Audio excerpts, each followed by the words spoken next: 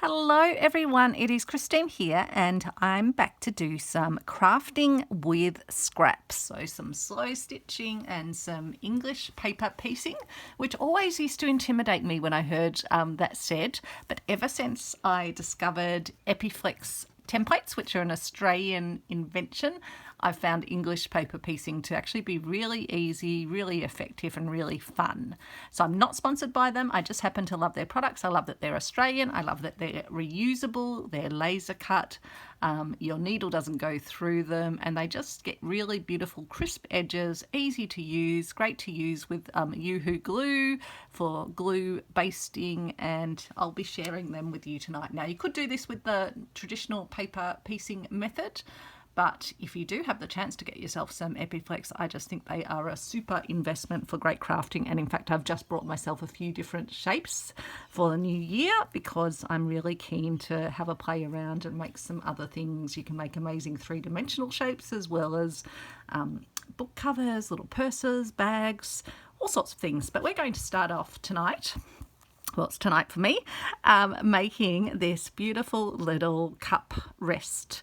So I've used some scraps of fabric that I had from doing the stitchery swap squares, so this fabric, and then this was a scrap of fabric I had when I was doing Down the Garden Path for Roxy's Journal of Stitchery. And then this middle little fussy cut piece came from a piece I think I got from the Sewing Lair, a beautiful Japanese fabric, and I've just fussy cut out one of the flower centers. And I've also used a metallic thread to do some slow stitching on it as well, some little stitches coming out from the center. And the added bonus of these is those stitches help attach the center in. And then I've also done some stitching around the edge, just a running stitch, and again that just helps to bring the felt backing and the English paper pieces together, but also just gives a lovely lovely effect to it as well.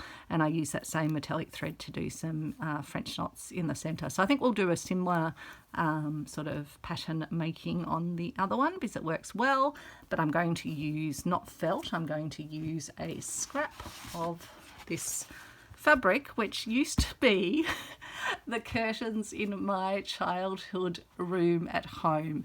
So I found a Ziploc bag that was filled with scraps of, well, actually quite decent amounts of this fabric. So I thought, what fun would it be to use that? And it's sort of like a not a plastic backed, but it's I guess a furnishing type fabric, and it doesn't really fray. So I think it's going to work well as the backing piece, and the colours I thought would just go nicely with the blues. And in fact this design, it looks quite similar to one of the designs that I'm going to be using. So you can definitely use scraps of fabric, but I'm going to show you a method where I'm going to be using little mini charm squares. Now I'm just having a look to see if I've still got the little label that went with this one. There we go. It is Moda Promenade by Three Sisters. And you get 42 squares. They're the very small ones, so they're called mini charms, 2.5-inch squares. But they happen to be the perfect size for this particular shape of the EPPFlex template, which I think is a kite shape, maybe, not sure. So I've had a go at selecting out some colours from the little charm pack, but it's a really great, this one's a beautiful design. And the great thing about these charm packs is someone's gone to the effort already to colour coordinate and design coordinate across the fabric. So whereas when you're kind of putting together your own scraps, you need to think about what's going to go well together. Like I could have gone all black around, but I really wanted to kind of draw out these little lighter petal elements, and I also went for the lighter centre as well. But I had to kind of think through the coordinating. When you use a charm pack, it's a lot easier because someone's actually thought about that for you, and it's a great way to just get such a variety of different fabrics in a small small pack. And I always wait till these go on sale. I got this one I think from Little Patch of Heaven online. I think it's also got a storefront, but just in regional Victoria here, and I always look out for when they're having a sale and just sort of stock up on the end of line charm packs. So I'm going to make with you. I thought I won't put you through the process of making all of the shapes, but I've kept 2 out to make with you, and then I'll show you the process of stitching it together, including how you get these beautiful invisible stitching together. So these ones have still got their templates in there, and I'll show you the process of taking the templates out as well. So you'll get to see the full process. I'll just make it less tedious by having already done some of it, and then we can also do the stitching together. First of all, we will cut it.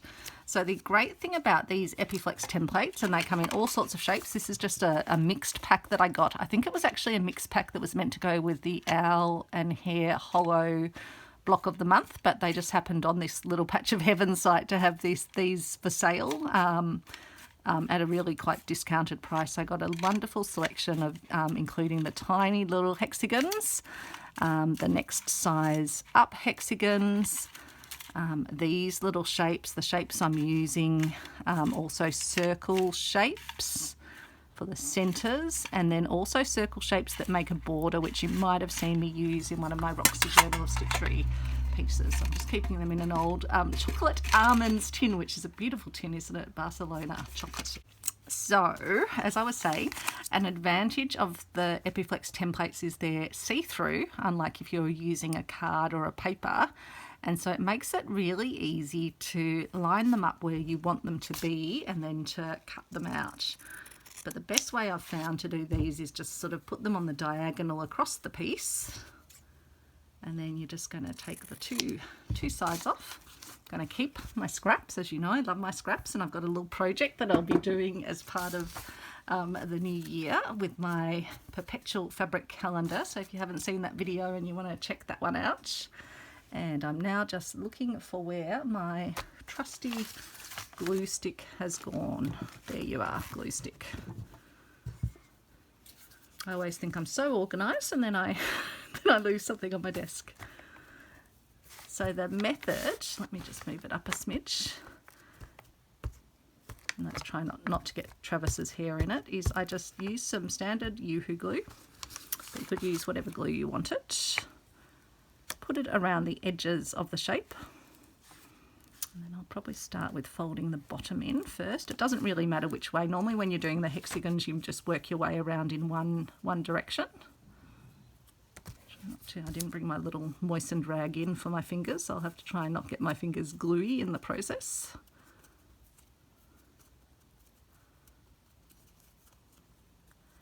And then, yeah, you're just folding it in on itself, basically. And just making sure you're getting really nice crisp lines, but the plastic template, and because it's laser cut, makes it super easy to do that. And once I've done that, I just like to give it a little push down. And if you need any extra glue, like here where you're putting fabric over fabric where it didn't have the glue, you can just go back and just put a little dabadoozy stay glue. Again, I can line it up on the front. Just cut my little scrappy pieces off, but they're beautiful scraps, this fabric, so they'll be lovely to either use in my little scrappy roll or even possibly in some future slow stitch squares. So again, I'm just going to run the glue around the outside. Don't need that big bit of glue. I'm going to lay my, and again, these shapes have got glue on them, but they will work perfectly well. You don't have to even wash them between use. You can even put them in is it your dishwasher or your washing? I think in your washing machine. Or you can just run them under the tap, and the Yoo-hoo glue washes off really easily, so you won't have a problem. I've never bothered investing in the really expensive, like quilting sort of glues, because I find the Yoo-hoo just works really well with fabric. And for this, because they're going to be stitched together anyway, and you'll be putting in some little holding stitches, you don't actually want them to be too adhered. And so what I like to do is also, as you would have seen in this one, is think about what sort of design I wanted. So in this I was using 4 of each of the repeating colours. You could have just done a 1, 2, 1, 2, 1, 2, but I quite liked this design. And in this one I'm kind of following a similar approach, but obviously using all different fabrics.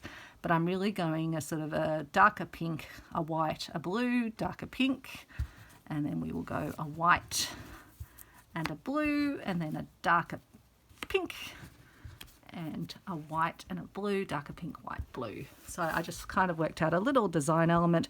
I then made sure I didn't have any of the similar designs close to each other. So that one separated from that one separated from that one, and that one separated from that. So that's how I have approached it. So I will show you how I stitch them together. So first of all, I get them stitched down here, but I do a few little travelling stitches in the process. So just make sure you kind of lay it out and know which way you're working around. And with the Yoo-hoo glue, I generally like to leave them a little bit of time before I start stitching them. And that's why I'll start on this one over here, which I had done before. Now you can either do a little quilter's stitch at the end. I tend to just start with a little knot, but I'll show you the other method too when I do my next one. So I'm going to basically just put the 2 shapes that I want to join up like this, lay them front to front. And because the shapes are so even, it just makes it really easy to do this. And then I'm just going to start the process of putting stitches in. Now I've put a little band-aid pad on my finger because I've been pushing through as I've been doing the stitching, and I didn't want to wear out my finger this early in the crafting season. Well, it's not even the new year yet. It feels like it is. It's the end of the working week. I was working between Christmas and New Year, but thankfully it's been really quiet, really easy, and we were kind of told to take early marks today, so early finish, which was lovely. So I was able to just do a little bit of paper piecing, and also starting to ponder my present that I got under the Christmas tree of Inktense blocks. And they can be used on fabric. That's why I got them. And I'm so excited to get stuck into them. So what I'm doing is putting so this is a ladder stitch that creates an invisible stitch. So I need to show you up close. I'm coming in and putting a stitch just on one side of the fabric and taking my needle through the little, I guess, seam on the inside of the seam. And then I'm coming to the other side and putting my needle into the fabric on the other side directly across. And so it creates a little ladder-like stitch where there's just little stitches going across. And so again, just working my way up, just passing my needle inside the little seam. It's probably a little bit hard to see, so I'm going to the other side directly across from where the thread is, putting my needle in and just having it running just in that inside of the seam. Coming to the other side and just running my thread. I'll show you in a moment how it looks, also because I do like to just sort of tighten it up as I go. So I'll just fold it out. So as you can see at the moment it looks loose, but then you want to then just pull your thread and you'll see it comes together beautifully without having any stitches visible. So you just want to give it a nice tightening, and look how beautiful that stitching is there. You just wouldn't even know there are stitches.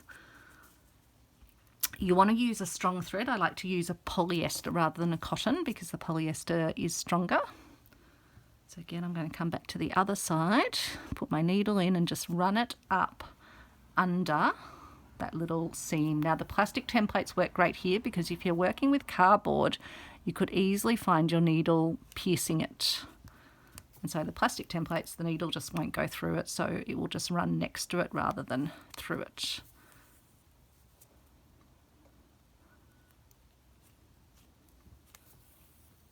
So just each side, and you're just creating that little ladder formation. And you can actually travel a decent step forward. I mean, I'm doing quite tiny stitches because this is a tiny piece, but you don't have to do tiny. If you can get your sort of needle to travel forward a bit along the seam, that's okay as well, because you're just getting the pieces to anchor together, but they don't have to be tiny stitches.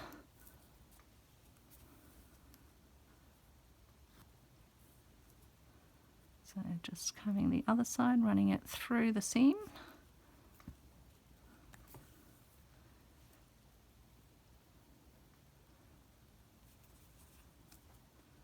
So I used to do just a whipped stitch, but this is definitely a far neater stitch. So again, I'll just pull my thread gently. And as I say, it's good to do it as you work your way up, just so that you get it nice and tight and don't have to pull it too much at the end. But just have a look how lovely that is joined together. So at this point, I like to put in a little stitch to hold it and keep it nice and tight. So I'll just put in my stitch. Let's make sure it's still nice and tight, and I'll just do a little knot. So I've just passed my needle through to make a knot there. Now I'm going to travel my needle. I'll first put another little stitch in to just stitch this little corner in place. So I'm going where I've got the fold of the fabric and just putting a stitch in place. And you can sometimes do two of those where you want to just make it extra anchored, and this will just help out when you're taking the plastic templates out. It'll just mean that it won't kind of flick out of shape. So I'm then going to come around here to the point and put another stitch in between the bits of fabric to anchor them at the point. So 2 stitches there, and then I'm going to come around to this side, move my finger out of the way to avoid the risk of stabbing myself, and put some stitches in here. So don't be intimidated, and you can start small. You can just, like, often people start with the little hexagons or a larger hexagon, so you can start with whatever you want, but this one I think is a really sweet little design. Okay, so I need to check what my next colour is. Yep, it's going to be the blue. So again, now that I've got my thread round to this corner, I'm just going to lay the 2 shapes together, and we can just work our way down this time, so it works both directions. So I might just turn myself this way. So I'll come back here, and I'll just start by putting a little stitch across the end to start me off. I might just do a little starting knot there, just to make sure we are nice and secure before we start. Line up my shapes again, make sure they're nice and square against each other. And then I'll just begin the process of doing my little stitches traveling up the seam.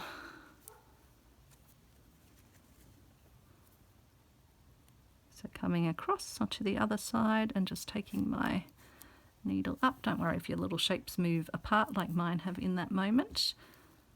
You can also put a little, if you're struggling keeping your shapes lined up, you can put one of the little quilt clips on, but yeah, I find that I can quickly see if they've moved out of alignment. So coming to the other side, going up the seam.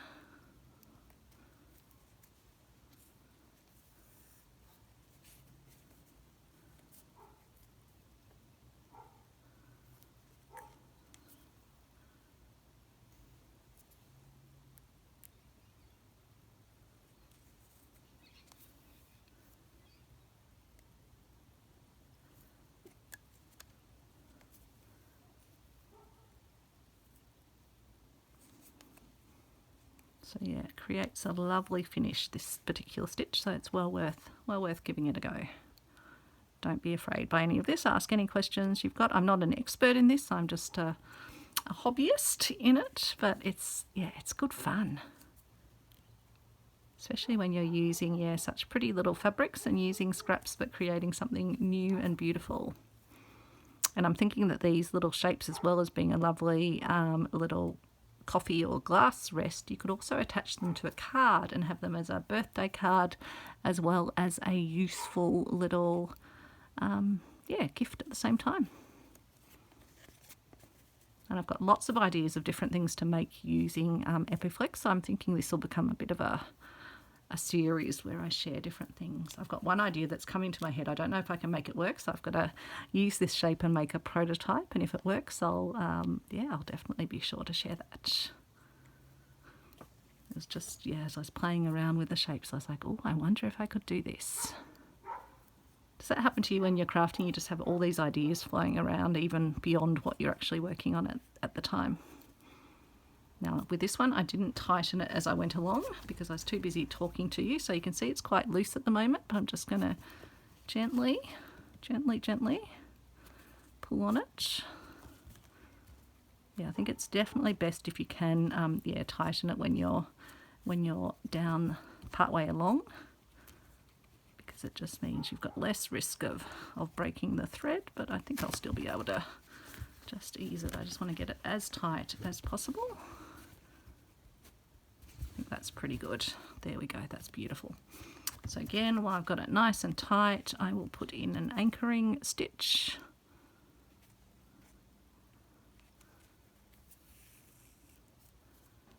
Put a knot in place to hold that nice and firm. Oops, I've caught the edge.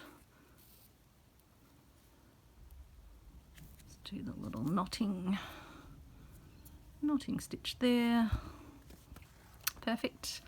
And then I will continue my way around. So at this one, I'll just now put another stitch in on this side. Oops, catching on ourselves.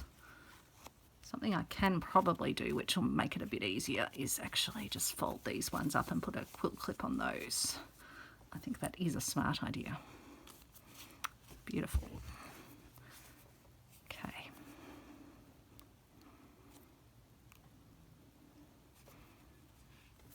So I'm just going to put a little stitch in at that corner. Now, what's our next colour? It will be pink and then will be white. So again, just putting them face to face.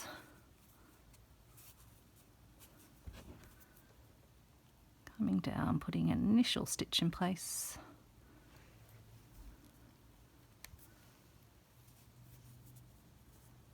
And then starting the process again.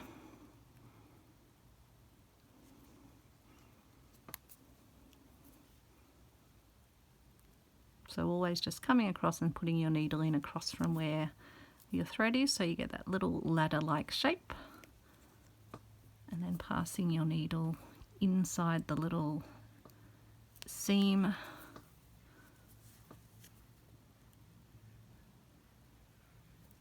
It's kind of easy because your needle goes in wherever is directly across from where your thread is. What that sound is, it sounds like ducks. You don't get ducks around here normally. Unless it's the birds, the cockatoos. The dog over there thinks it's something. Again, Travis is happily splayed out on the floor, ignoring all the noises. Travis is a dog, in case you haven't been watching. It's not my partner. He's splayed out on the couch instead. But fair enough, it's the end of the working week. Whereas for me, my craft room is always the most attractive place to be in the evenings.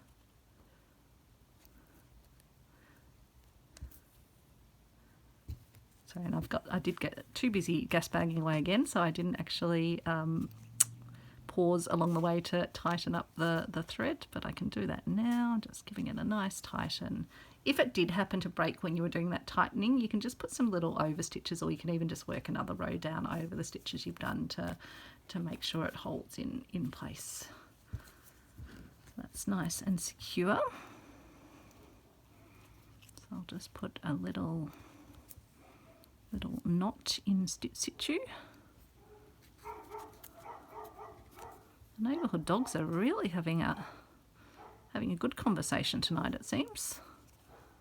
Okay, So what I'm going to do here is I'll put a little stitch in while we're here into this little fold of the fabric, trying not to catch my thread.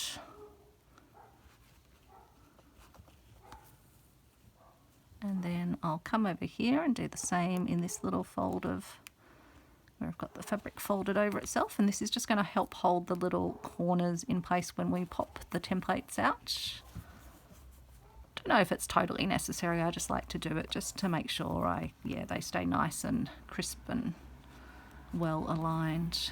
And I figure seeing I've got to get the thread around to the next point anyway, it doesn't really worry me too much. Kind of serving two purposes, passing the thread, otherwise I'd have to be making a knot and then restarting it off. And so next up will be the white. Again, I need to make sure I go the right direction. Always the front pieces of the fabric face to face.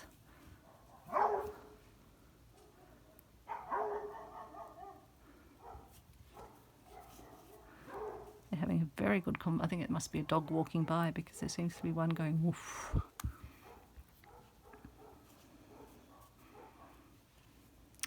All the dogs of the neighbourhood are having a conversation. Maybe they're asking each other what they're up to for the new year.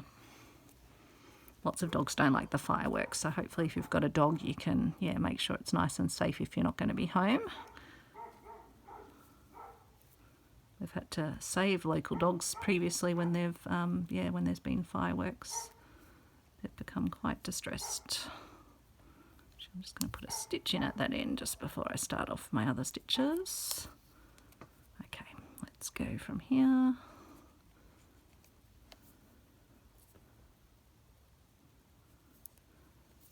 So again, same process, just keeping my two bits nice and straight.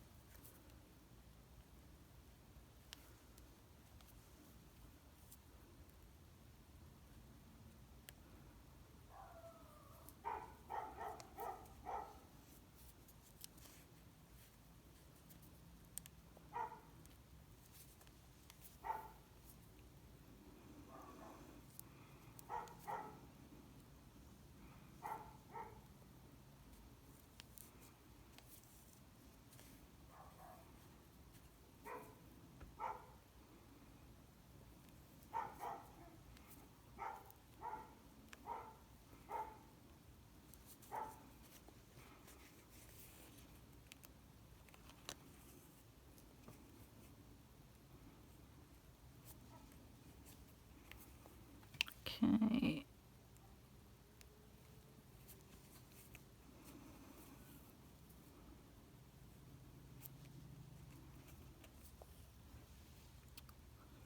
So almost to the top here, and then we'll just be joining the final piece together. And then we can attach well, first we pop out the templates. Make sure you don't attach the backing until you've popped out the templates. Again, I haven't paused part way up to tighten it, but we can do that now that we're to the top. Give it a nice little tug. As you can see, really beautiful. Can't even see a stitch there, which is fabulous. So now I will put in an anchoring stitch over here.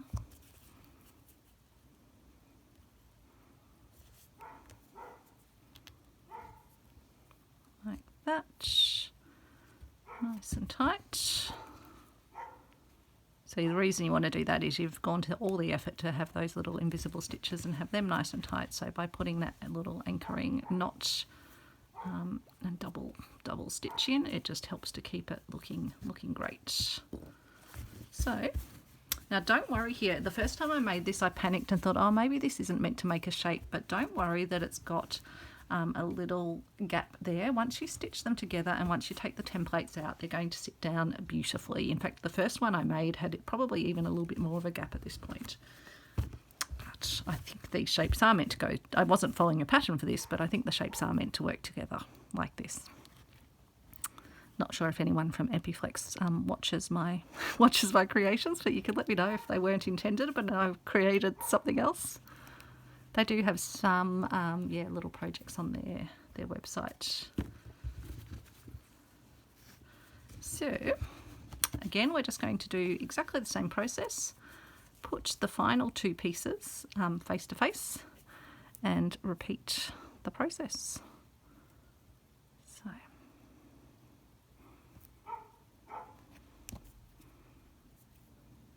just going to put a little anchoring knot stitch in to start us off. Okay, so now I'm going to just start the process of the ladder stitch. Alex just made me laugh. He just sent me a very funny, you might have heard the ping of my phone. He says chemical warfare down here, which I think means Travis the dog is letting out some emissions.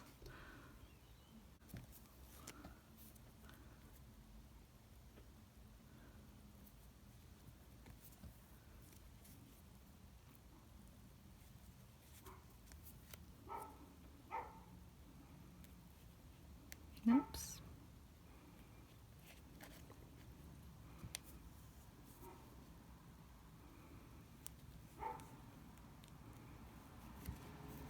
That.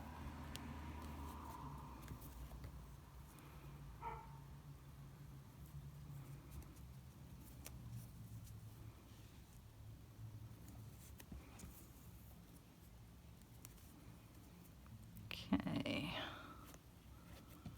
Almost there.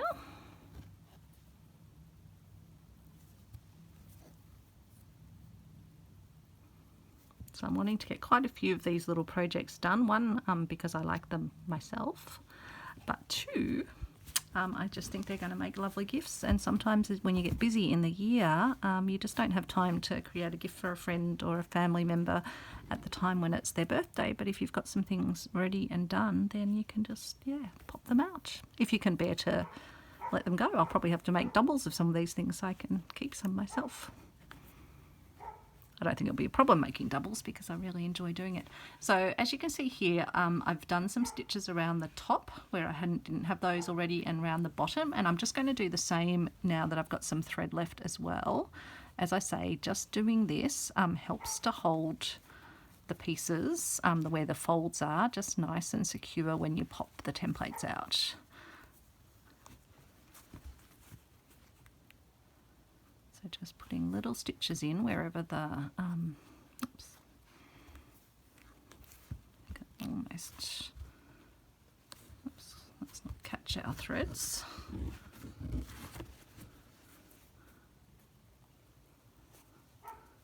That's my little thing. I can probably take that off my finger now. It's starting to catch and get annoying.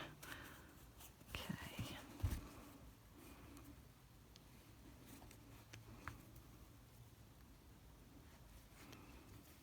So this already has a thread, but I will just, because I need to get round to that last piece round here, so I will just come over here and put a stitch in.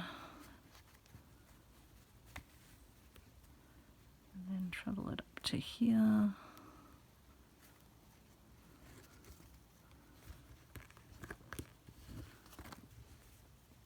Travel it over to here.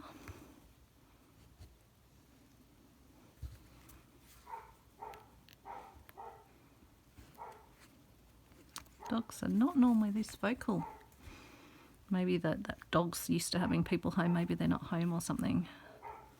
So he's trying to reach out.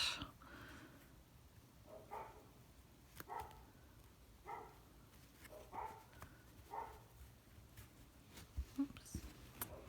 What have I done there? Somehow caught it. I'll just re-thread. Always the way when you only have 2 stitches to go, you have to do a little de-knotting.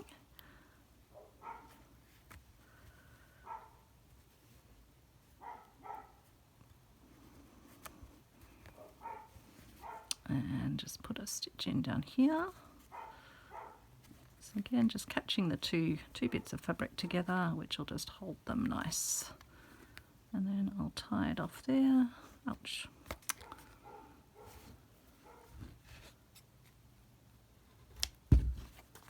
There we go, that's how that looks. And if I need to do it, I've done it most of the way around. I probably should just to be safe, just put a few last little stitches in the bottom. So just using a Semco thread. I actually just got a pack of this in one of my Sewing Lair online op shops. Don't know, I imagine it's not that old, it could be, but it's, yeah, nice and strong. And because the thread's really hidden, you don't have to use a fancy thread.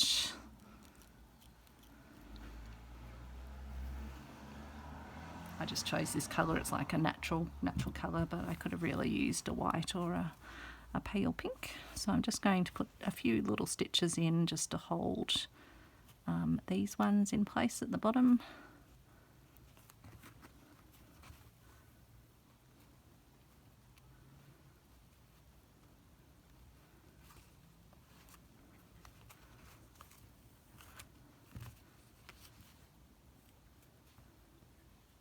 Stitch in place there. And jump over to here, put a little stitch in.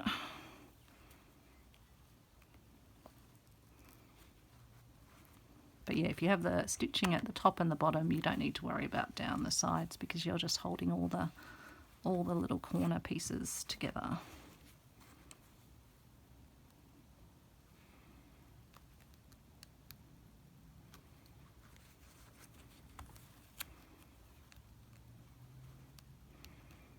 One's already stitched, but I'll just put another stitch in, and I think we'll then call that a day. Let me grab my trusty A to Z of embroidery stitches, which I use as a surface. I don't think we really need to particularly worry where we put this on the design. It's pretty much a repeating design.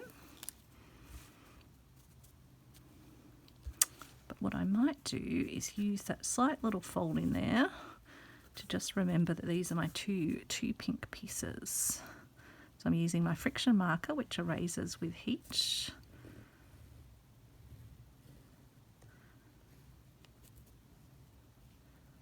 To make an outline.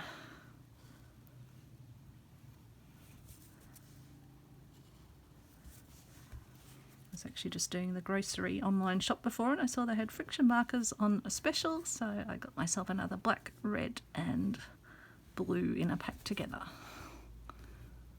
So I think one of mine just the other day was actually running out. That shape a bit bodgy. So then we can cut this out. I'll just cut it on the line, but then if I need to make it a bit smaller, I can.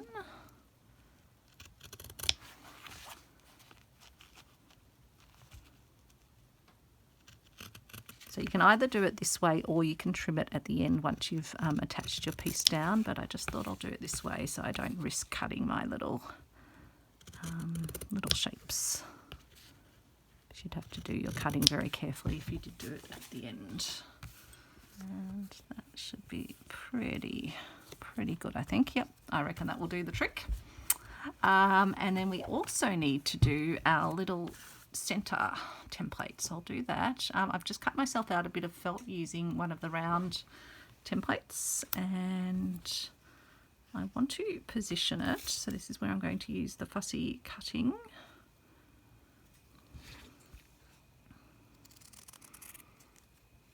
Just going to make myself a roundish shape around it.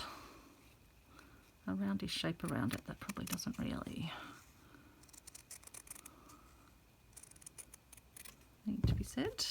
I'll pop that in my scrap jar. So I will put a bit of glue on the felt piece, and I want to sort of position it so the little flower will be pretty central. And then when you're doing a circle, you want to put some little cuts in so that you can fold it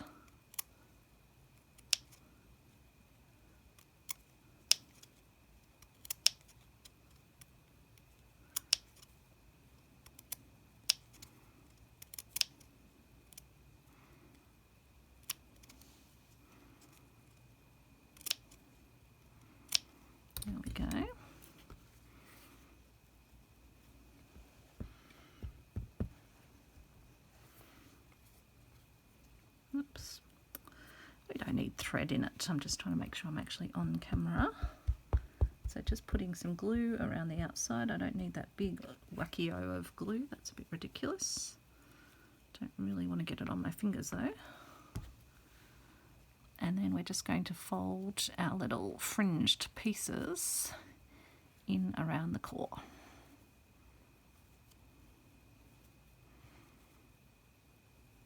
It's probably unavoidable to end up with some glue on my fingers at this point.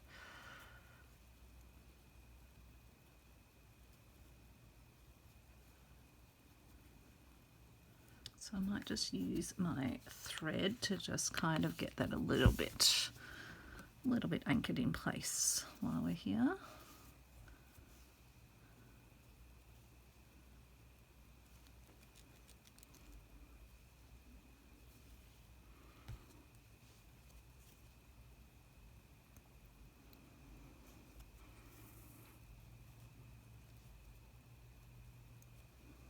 Again, I'll just run my thread around and just put in some little holding stitches. So I'm not going through to the front, I'm just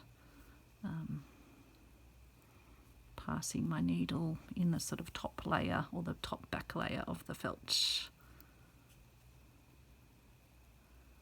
And just making sure that the fabric is holding down.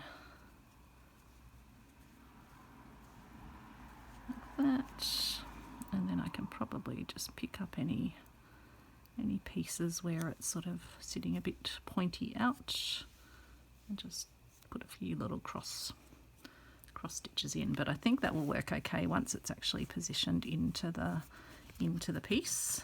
In fact, I'll probably put the piece sort of over the top of it and then just let it poke through. I think that's going to be a-okay-o. So now comes one of my favorite bits, which is popping out the templates.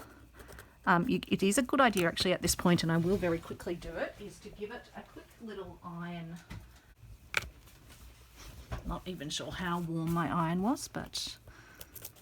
And then I get a knitting needle, an old wooden knitting needle, and I just run it underneath the fabric to loosen where the glue is. And then as you can see, they just pop out so easily. And even where they might catch on something, like it has there, just get your knitting needle and you can see they go back to being the perfect shape. So don't be afraid. I'm going to move my scissors out of the way.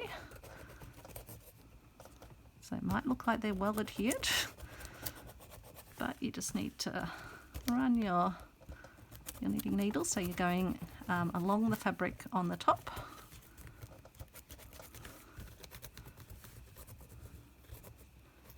and then you want to just do the same. And the great thing about these templates is they have these little holes in them, so you can get your knitting needle through, and it also helps to just hook it, as you can see here. Again, it's just wanting to attach at that little top bit, but never fear. And then just, give it a little tug at the bottom. And again, perfect shape over there, but let's just see how we go. Or is it over on the inside? You can never just tell whether it's the actual glue sticking or just the sort of the fact of the tension of the fabric where it's stitched down. I once in one of my stitchery swap squares, I managed to leave one of my templates in for one of my little hexies. So I just left it in the piece. It's an added bonus. It was all stitched down, and I thought, no, that's fine. It was only when I was feeling it that I felt, oh, there's still a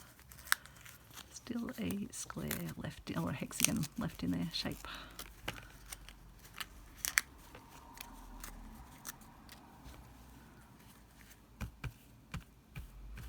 And one more shape to go.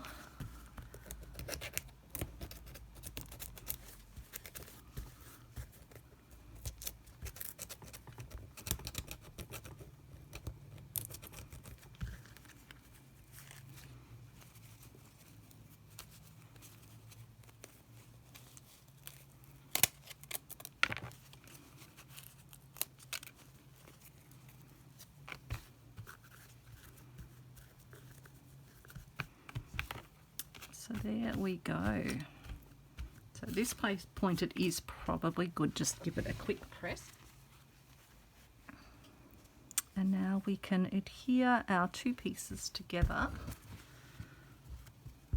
So first I will though position my circle in place in the center.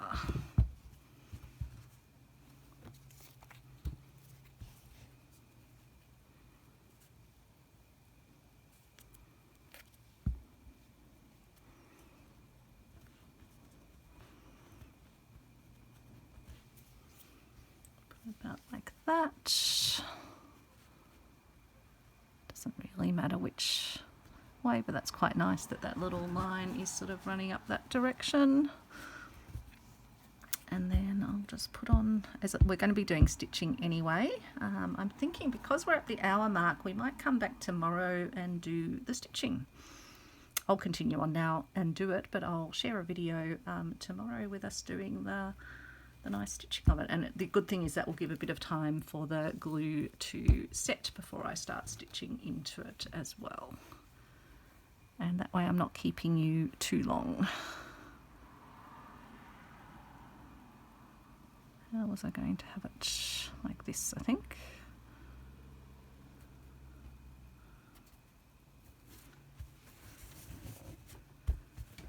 And I can trim off any of the little edgy pieces that aren't quite sort of meeting up, if they're a tiny bit too big in any places. But no, that's worked nicely. That looks very nice in the center there. Okay, so now we're going to move on to doing some slow stitching on this lovely little piece. And I've just let the Yoo-hoo glue set, and I've just had to think about what colour of thread I'd like to use. So I've got a few of my Aurifil ones out, which are just a nice subtle variegation. I think I'm going to go with the yellow because I think the yellow will be a nice way to tie in the centerpiece. And also there are some other bits of yellow around the design. I think this blue would be too bright, and I thought this pink might be a bit intense in the center. So I'm going to go with the yellow, which I have threaded up. And so I'll start out by, I'll probably just hide my little tail of my thread in between the seam here. So I've just tied a knot in my thread. I'm just going to poke the little tail in there, and then I'm just going to put in another little stitch and take it, actually I'll just take it out from here. So I'll just pop a little stitch in and pop it out about here. So I'm trying to come out sort of at the middle of one of the little spokes, as it were, and I'm going to put some little stitches coming out from the center, similar to what I did here, except I'm going to actually have them extending part way from the actual little circle shape in the middle. So probably that will be fine. And then I'm going to do a tiniest little stitch, so pop back through from the back. And then I think I'll come back down to the center, and so I'll put a double stitch in, and then I'll pass my needle round the circle to the next point that I want the spoke to come out from. So it's almost going to look like a little sun in the center, I think. Except that's probably not quite where I want my thread to be. So I'll just pop in a tiny bit further. That's better.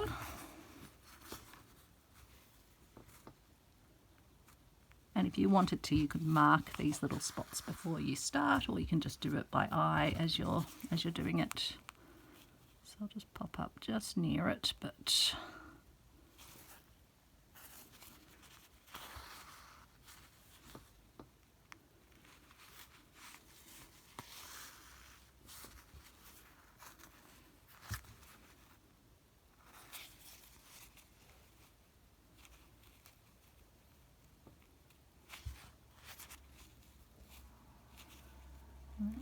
where do I want that to pop out? About there. So I'll just work my way around the center doing this.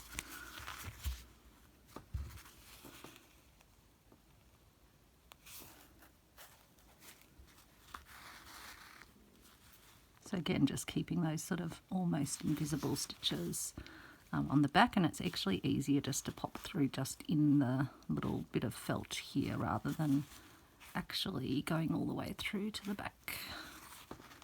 This little passing stitch to get ourselves around.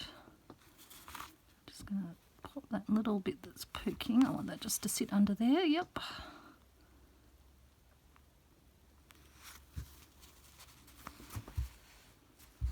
But yeah, you can do whatever detailing you want on these pieces. I was thinking if you used a plainer fabric, you could do a whole lot of detailed little sort of like sampler style stitches on each of the pieces, probably before you'd put the backing on. You might want to put a bit of interfacing just so you've got something nice to sew into. Oops, I'll come through to the back again, but that's okay. Just pop in and pop out where I next want to go.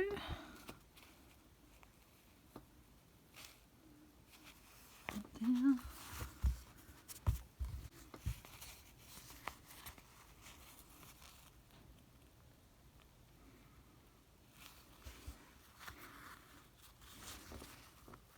Okay, so we're almost around.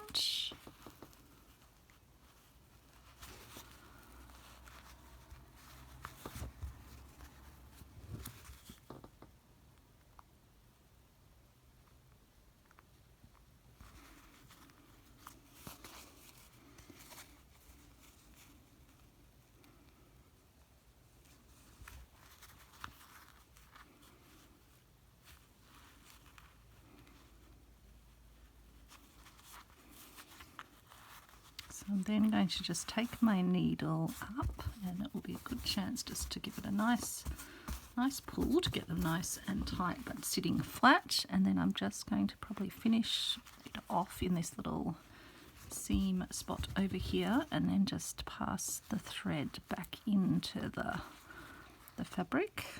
Pull the thread through so it's sitting nice and tight in the needle. Leave a little tail and then pull it through. And then hide it down in the seam down there. And that is our little variegated sun decoration around the little flower. I think that's quite sweet. And so I think I'll now use the same thread and go around the outside. I've had the worst sneezes. I'll have to edit out my my sneezing during that little segment, and I'll make it go a bit faster anyway, because otherwise it's a bit tedious. So I'll hide my tail in one of the seams here, I think.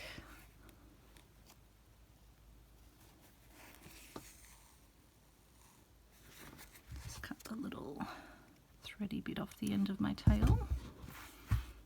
And I'll just secrete the little tail in there, and then we can start our stitching around. Maybe even just go put a stitch in there.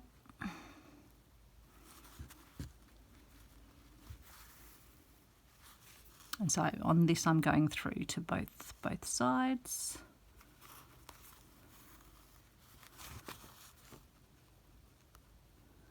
And this will just help to bring the two layers together. As I say, you could use a adhesive interfacing between the two layers, or I just use the Yoo-hoo glue, and then I'm going to rely on my stitches to hold it in place.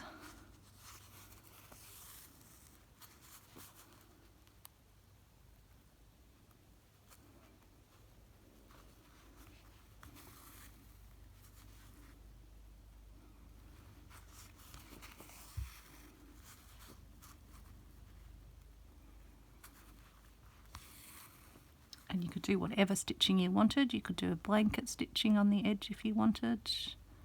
I'm just doing a running stitch, which will add just a nice little slow stitch detailing to the outside.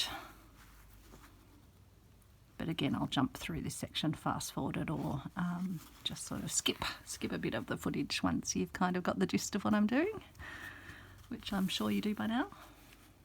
So we're almost all the way around now.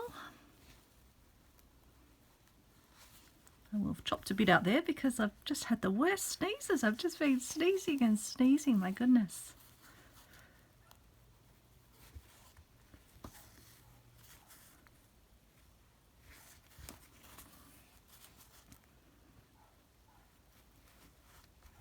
I like how the variegated thread just has that subtle shift in colour.